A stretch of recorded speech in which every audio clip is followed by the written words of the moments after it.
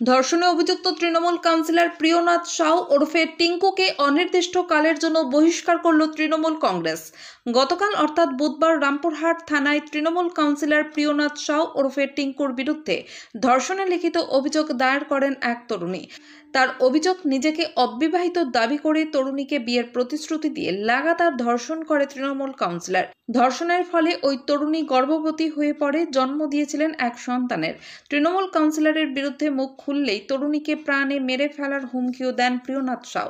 এই অভিযোগ উঠতেই রামপুরহাট পৌরসভা ৮ নম্বর ওয়ার্ডের কাউন্সিলর তথা রামপুরহাট শহরের তৃণমূল কংগ্রেসের সহসভাপতি প্রিয়নাথ সাউ ওরফে টিঙ্কুকে দল থেকে অনির্দিষ্টকালের জন্য বহিষ্কার করল তৃণমূল কংগ্রেস।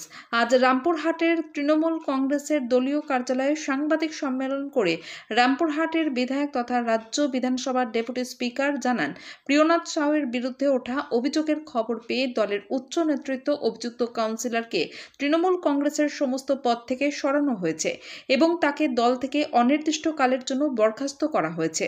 আজ রামপুরহাটে দলীয় কার্যালয়ে সাংবাদিক সম্মেলন করে আশিস বন্দ্যোপাধ্যায় জানান, দলের উচ্চ নেতৃত্বের নির্দেশেই অভিযুক্ত কাউন্সিলরের বিরুদ্ধে এই ব্যবস্থা।